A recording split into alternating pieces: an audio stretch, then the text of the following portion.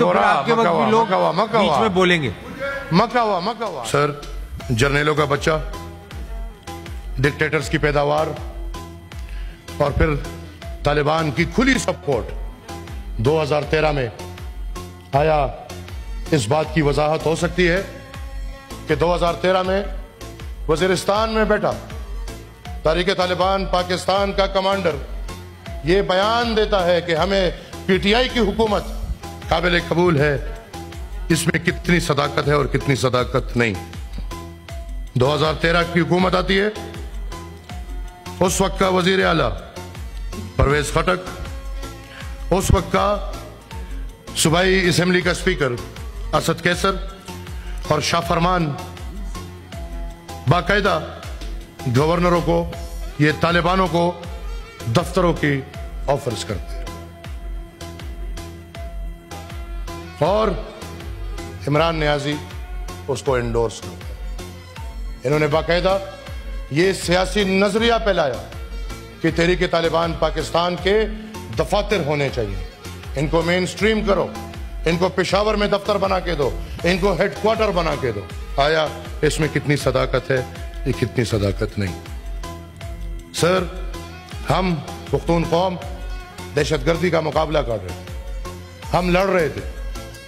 Pakistan peoples party, अवामी national party उस दौर से गुजरी है जिस दौर में हमने दहशतगर्दों के खिलाफ लड़ाई की है, कुर्बानियां दी हैं, सीना खोल के सामने लाए हैं। उस दौर में उन लोगों के लिए दफातरों का मुतालबा हो रहा था। और फिर 2013 की, जैसे मैंने कहा कि 2013 की पीटीआई की हुकूमत जो पुख्तनख्वा में आई, वो तहरीक तालिबान पाकिस्तान और दिफाई इदारों की मिली भगत से है।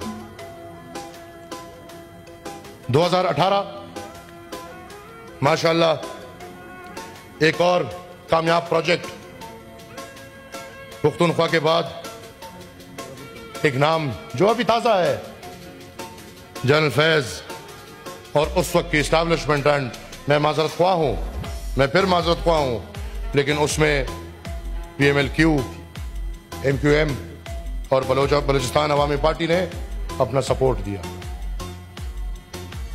सर, जहांगीर खान तरीन के तैयारों में तोहफे इनको शायद नहीं याद होंगे। उस हुकूमत के बावजूद, वो RTS के बैठने के बावजूद, फैज़याबी के बावजूद जहांगीर तरीन का जहाज बिल्कुल जरूरत पड़ी। और फिर उस वक्त लोगों के जमीर की आवाज होती थी, विकेट गिरती थी। आजकल कह रहे हैं कि ये गद्दार हैं जब पीटीआई के साथ नहीं होते। मैं सर इधर एक और बात भी करूं, senator Faisal Saleem and senator Zarqa Suhrawardy, हमारे दो कलीग्स, दो इज्जतदार कलीग्स, जिन पे उनकी अपनी पार्टी ने इल्जाम बोतान लगाया है। मुझे समझ नहीं आती, अगर क्राइटेरिया ये है कि उस दिन जो एब्सेंट था वो बिका हुआ है, तो फिर सबको पता है कौन कौन एब्सेंट था और कौन कौन प्रेजेंट था। नहीं तो मेरे ख्याल में पीटीआई को अपनी सेनेटर्स की साख बचाते हुए उनसे माजरत करनी चाहिए और उन पे बहुत गलत इल्ज़ाम लगे। और मैं उनके साथ इस वक्त इस दुख में शरीक हूँ, क्योंकि क्राइटेरिया तो बताएं, वो लोग आए नहीं है, उन्होंने वोट नहीं किया, तो एब्सेंट ही आप भी नहीं आए थे आप भी नहीं आए थे, शिबली साहब आप भी नहीं आए थे। Who are you to order this? Who are you to order this? Let him. No, you cannot order this. आप ये हुक्म नहीं कर सकते, आप ये हुक्म नहीं कर सकते। आप हुक्म करने वाले को, आप मेरे बाप को भी जानते हैं, आप मेरे दादा को भी जानते हैं। अभी ज्यादा नहीं करें, आप ज्यादा नहीं करें, अभी ज्यादा नहीं करें। आप इतना बता दें कि पार्टी को कितने पैसे दे के सेनेटर बने। आप बैठे, फिर आप अपने आप बता दें कि पार्टी को कितने पैसे दे के आप सेनेटर बने। आप बता दें कि आप, सर हमें अल्लाह बख्शिश दे, मीर हासिल पैसेंजर को याद करना चाहिए कि ये जनरल फैज से पूछ लें।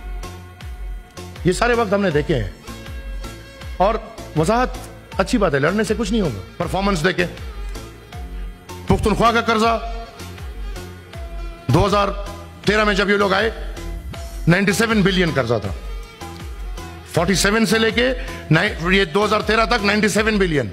आज हम जहां खड़े हैं ये 1500 बिलियन पे पहुंच गया। और जो एस्टिमेट लगाया गया है 2028, जो इनको तीसरी हुकूमत सौंप दी गई है और अल्हम्दुलिल्लाह वो एक चुनाव है उधर, तो 2028 तक ये 3000 बिलियन पे जाएगा। क्या पीटीआई इसकी वजाहत दे सकती है? हमें याद है कि पीटीआई का हर बजट एक नए फाइनेंस मिनिस्टर ने पेश किया था। 4 साल 4 बजट्स और 0 परफॉर्मेंस। एंड आई अगेन से 0 परफॉर्मेंस। वो 4 साल इस पूरे पाकिस्तान को याद है।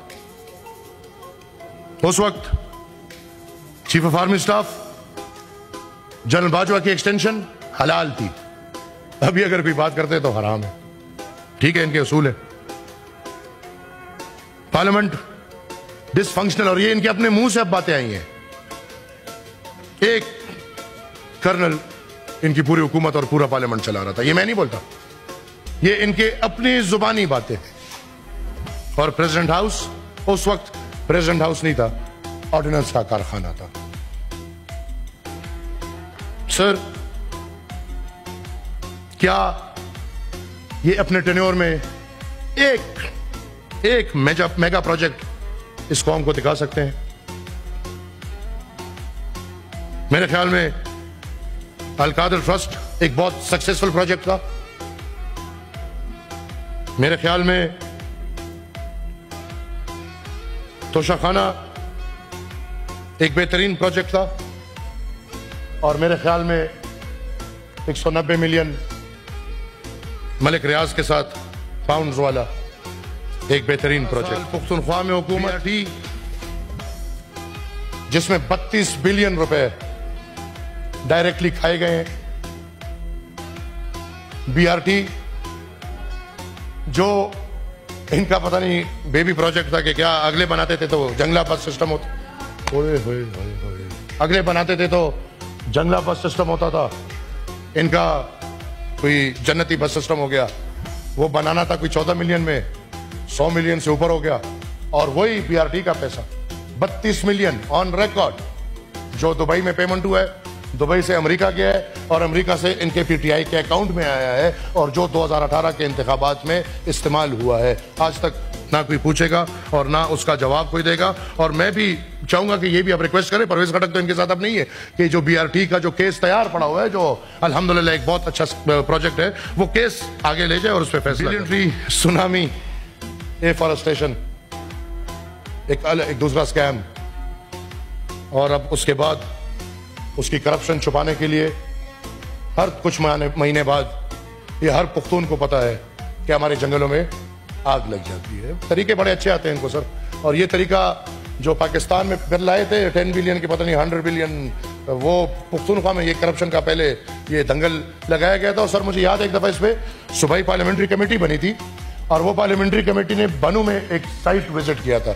तो बनू में इनका एक डेंसिटी साइट था जहां इन्होंने कहा था कि हमने 20 लाख पौधा लगाया, जहां मेरे ख्याल में 2000 पौधा। एक्सप्रेसवे, वो प्रोजेक्ट एनपीपीपी गवर्नमेंट का था, पीटीआई ने आते ही एफडब्ल्यूओ के हवाले किया, 25 साल के लिए उनको लीज पे दिया, और पुख्तनख्वा के लोगों के लिए एक बेनिफिट उससे नहीं लिया।